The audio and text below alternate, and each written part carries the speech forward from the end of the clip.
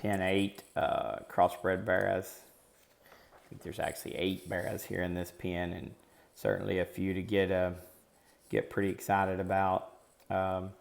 Here on the broom going now, 226-5. Keep in mind this barrow was a late castration here.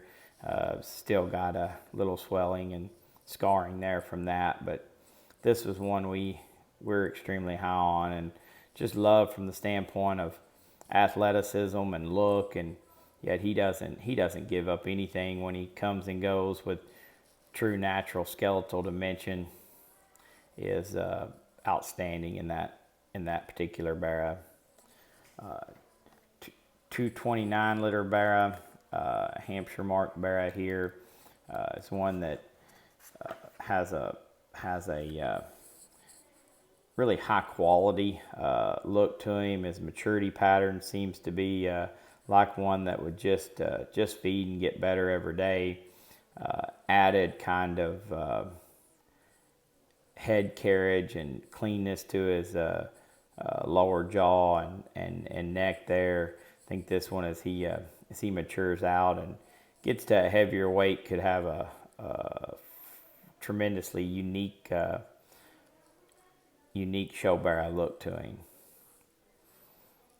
This would be the other 226 litter barrow, 226-4. Very similar to his litter mate and what he brings to the table. We talk about one that can get out and go, throw his head up and do it with confidence and comfort. Read both of those barrows as just awesome, good feeding barrows that certainly won't have their best day until it's the right time.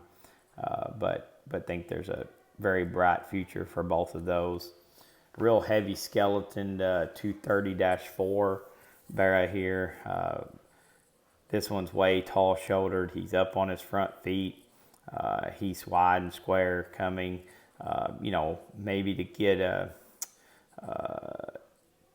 get this one fed right, you gotta pace him at the right pace and get the right kind of flesh on him. He's still kind of a raw bodied one, but seems like those that have that kind of hip and rear leg and that kind of design, you can make work and do some things with the feed bucket for sure.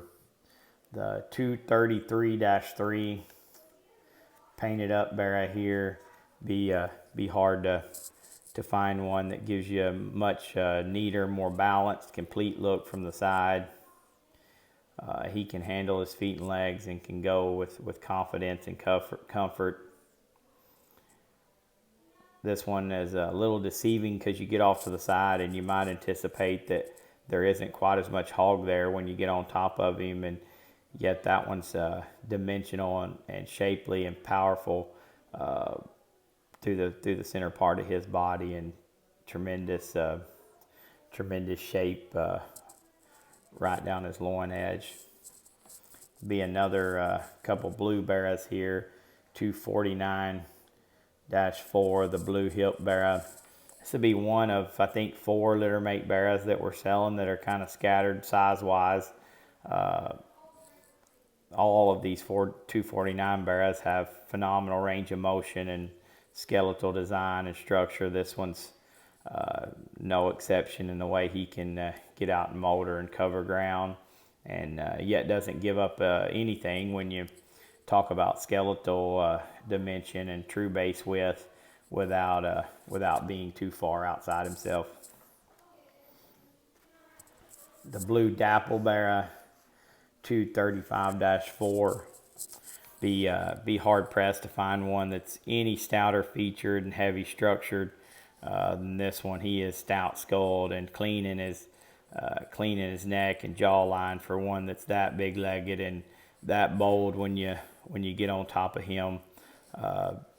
One that looks like he could just be a man among boys when it's all said and done. I think you just have to keep him on the right feed regiment to keep him from getting there too quick. You don't want this one to get too fleshy too early. But if he gets right at the right time, he can have a very very unique stout yet good looking look to him.